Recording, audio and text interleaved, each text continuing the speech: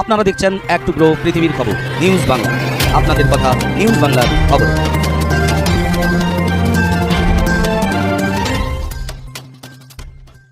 পশ্চিম মেদিনীপুর জেলার খড়গপুর শহরে রাখা জঙ্গল মালঞ্চা এলাকায় অন্নপূর্ণা মন্দির প্রাঙ্গণ ময়দানে অনুষ্ঠিত হয়ে গেল রঞ্জিত বোস মেমোরিয়াল ট্রাস্টের উদ্যোগে তৃতীয় বর্ষ রক্তদান শিবির, স্বেচ্ছায় রক্তদান শিবির। এই অনুষ্ঠানে প্রধান অতিথি ছিলেন যোগেশ পাতিল, অশোক রাও, মহকুমা শাসক খড়গপুর, এবং অনুষ্ঠানে বিশেষ অতিথিবর্গের মধ্যে উপস্থিত ছিলেন নির্মল্য চক্রবর্তী এবং বিশিষ্ট সমাজসেবী বিবেকানন্দ দাস চৌধুরী মহাশয় এবং রূপেশ বসু সহ আরও বিশিষ্ট জনেরা। এদের মধ্যে উল্লেখ্য বিশিষ্ট সমাজসেবী দেবাশিস রায় চৌধুরী।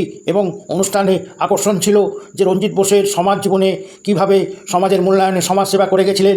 ওনারই স্মরণে রঞ্জিত বোস মেমোরিয়াল ট্রাস্ট বিশ্ব দরবারে বিশিষ্ট জনেদের উল্লেখ্যর মধ্যে একজন রঞ্জিত বোস মেমোরিয়াল।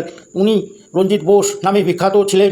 খড়গপুর শুধু নয়, পশ্চিমবাংলায় উনি সমাজসেবায় বহু মানুষের সেবা করে গেছেন এবং দান ধ্যান পুণ্য কাজে আজীবন তিনি সংগ্রাম করে গেছেন।